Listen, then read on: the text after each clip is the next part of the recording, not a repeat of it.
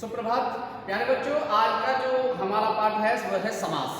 समास किसे कहते हैं और समास का प्रयोग कहाँ होता है। तो शब्दों के संक्षिप्त रूप को हम समास कहते हैं। ये एक छोटी परिभाषा है।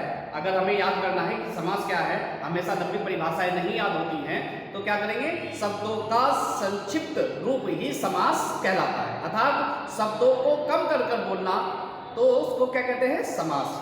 अब इसकी परिभाषा देखिए, क्या कहते हैं कि दो या दो से अधिक शब्दों से मिलकर बने हुए एक नवीन सार्थक शब्द को हम समास कहते हैं।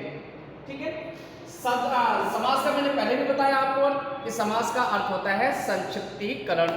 संक्षिप्तीकरण मीन्स उसको छोटा कर कर बोलना। जैसे हमारे पास उदाहरण है, लिखा उन्होंने दो पहरों का समाहार।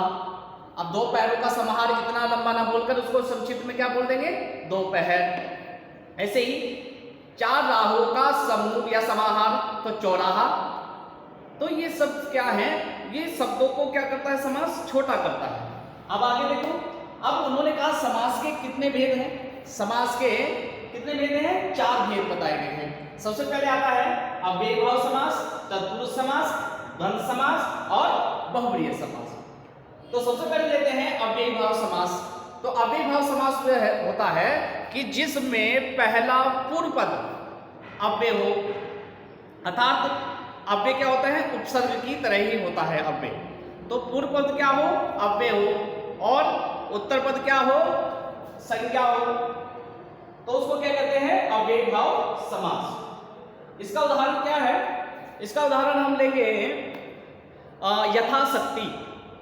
यथाशक्ति इसका उदाहरण है कि इसका संक्षिप्त रूप क्या है, यथाशक्ति, और इसका विस्तृत रूप क्या है, शक्ति के अनुसार। ऐसे ही यथासंभव, जितना संभव हो, यह होता है अव्ययीभाव समास। दूसरा आता है तत्पुरुष समास। अब तत्पुरुष समास क्या है कि जब हम तत्पुरुष समास को बड़ा करके बोलते हैं तो उसमें कारक के चिन्हों का प्रयोग होता है। अब जैसे लिखा उन्होंने कि राजकुमार, राजा का कुमार, जैसे राजपुत्र, राजा का पुत्र। तो जब हम उसका विग्रह करते हैं समास का, तो उसमें कारक के चिन्हों का प्रयोग होता है। तीसरा आता है द्वंद्व समास।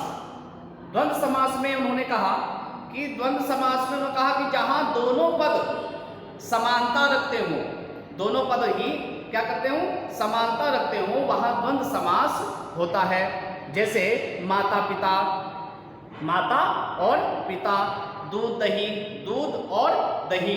तो इसमें क्या है, इसमें ये दोनों पद हैं वो एक दूसरे के विपरीत होते हैं। कुछ शब्द ऐसे हैं जो एक दूसरे के विपरीत होते हैं, भाई बहन, भाई और बहन। तो दाल चावल, दाल और चावल। तो इसमें क्या है, द्वंद्व समास है।